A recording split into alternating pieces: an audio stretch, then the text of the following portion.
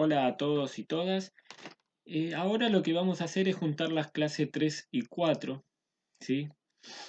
Porque vamos a meternos en lo que es la revolución neolítica. Yo les había preguntado en el trabajo práctico qué significa una revolución. Una revolución es como si dijéramos un cambio importante en la historia, ¿sí? ¿Qué significa? Nosotros estamos en el Paleolítico, en lo que se llamó la edad de piedra vieja. Bueno, la revolución neolítica significa que ahora van a empezar a perfeccionar la técnica eh, para trabajar mejor lo que vamos a ver. Pero significa que hay una revolución, hay unos cambios en las técnicas que permiten trabajar mejor la piedra, pero también otro tipo de cosas que ya vamos a ver. La revolución del Neolítico podemos decir que sucedió más o menos hace 12.000 años atrás.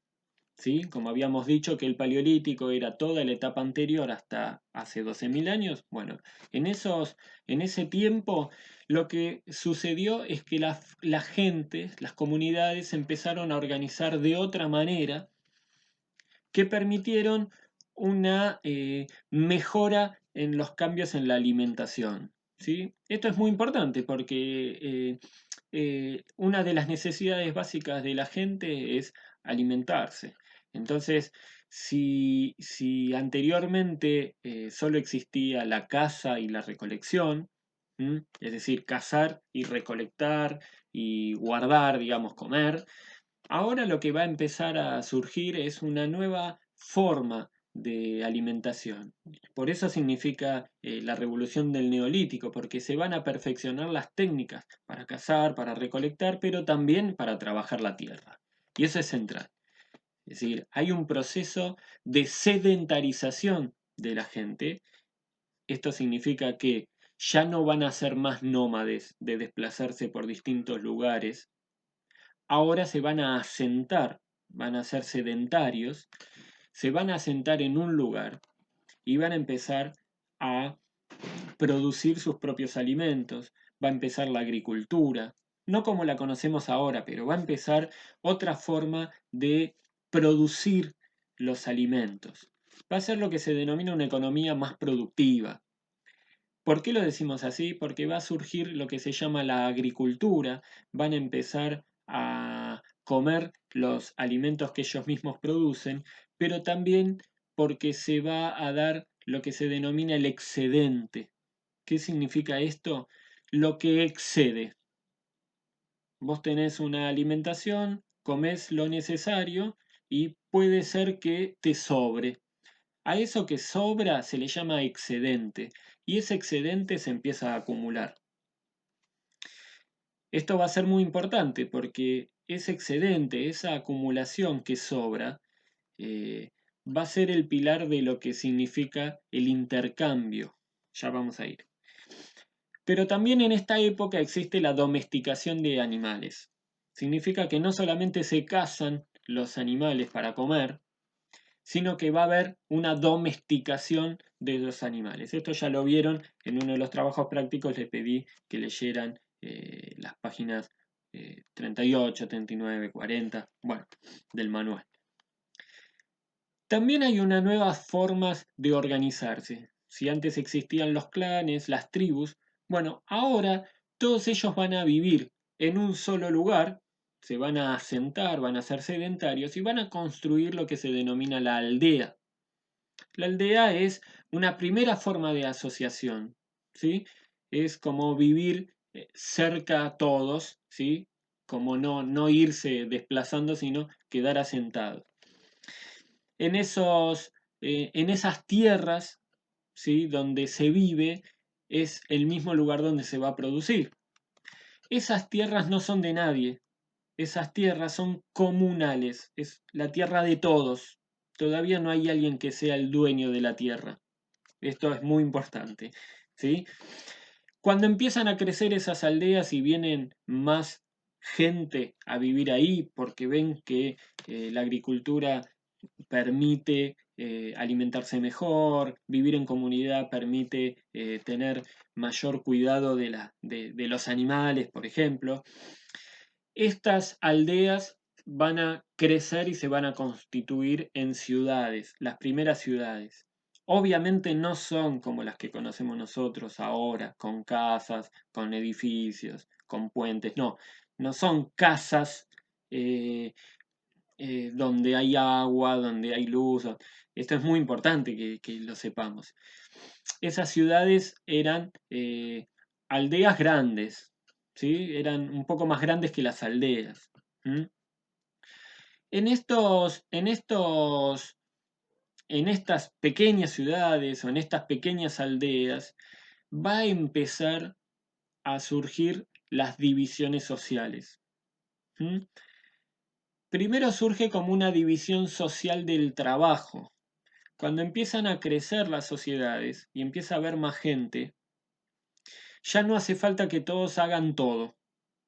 No hace falta que todos casen, todos recolecten, que todos construyan. No. Entonces va a surgir una división social del trabajo en donde algunos van a hacer una cosa y otros van a hacer otras cosas. Esto es muy importante porque algunos van a pasar todo el día construyendo, otros van a pasar todo el día cultivando y otros van a empezar a dirigir. Es decir, que en esa división del trabajo, algunos van a empezar a ser los jefes, van a empezar a dirigir las obras. Eso también es muy importante, porque aquí, con el crecimiento de las poblaciones, con la división del trabajo, va a empezar a haber una división social, una organización de la sociedad donde empiecen a surgir los primeros dirigentes. Esos dirigentes son los que van a empezar a tener un poquito más de poder, concentran un poco el poder y empieza la división social con dirigentes y subordinados. El dirigente va a empezar a organizar, a coordinar las tareas y va a empezar a dar órdenes. Y los subordinados van a ser los que trabajen sin dar órdenes. Esto también es muy importante, porque ahí empieza toda esta situación de dónde nacen los jefes, por qué hay gente que tiene que dirigir y otra gente que tiene que trabajar nada más. Bueno, es decir, cuando empezaron a crecer las poblaciones, las comunidades, empezó una división social del trabajo porque todos no hicieron lo mismo. Y así como empezó a organizarse la división del trabajo y empezaron a surgir los jefes, también surgió una nueva forma de creencia, ¿sí? Lo que hoy podríamos llamar las religiones, ¿sí? Y así como surgieron jefes que ordenaban las tareas en esas comunidades, surgieron tipos, personas que iban a organizar o dirigir las creencias de las personas. Y estos son los que se llamaron sacerdotes. Entonces en esas comunidades empezaron a dividirse las tareas. El que dirige, el que trabaja y el que dirige el pensamiento de la gente, que son los sacerdotes. Ahora, toda esta organización se completa con, si existen dirigentes, existen sacerdotes, existen subordinados, también va a existir una organización social del trabajo donde los que trabajan van a tener que empezar a pagar un tributo, ¿sí? Un tributo o un impuesto. Estos trabajadores y trabajadoras van a pagar un tributo al dirigente, van a pagar un tributo al sacerdote, ¿sí? A cambio de la seguridad de sus propias familias o de sus propias vidas. Esto también es muy importante porque en esta división social del trabajo, el que dirige ordena, pero también va a ser el que defienda a la comunidad, va a organizar a la comunidad de cualquier ataque externo. A cambio de la seguridad de esos trabajadores, el dirigente le va a pedir un tributo, que no se va a pagar en plata, no existía la plata, el dinero como ahora. Se va a pagar con el excedente de lo que se produce. Espero que se entienda, cualquier cosa me preguntan. El dirigente, a cambio de seguridad de las personas, va a empezar a cobrar un impuesto, un tributo. ¿Y cómo se lo van a pagar? Con lo único que hay, con el excedente de la agricultura. ¿Está bien? Entonces, lo que tenemos es una revolución neolítica. La gente va a empezar a organizarse mejor, para alimentarse mejor, para vivir mejor, se van a juntar en aldeas, van a crecer pequeñas ciudades y el trabajo se va a organizar de otra manera, con lo cual va a surgir una división social.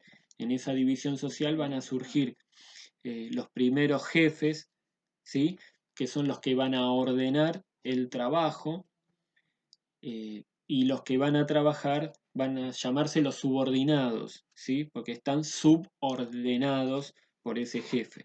Y también va a surgir el, el sacerdote, que es el que va a dirigir el pensamiento o las creencias de esas comunidades. Bueno, gracias.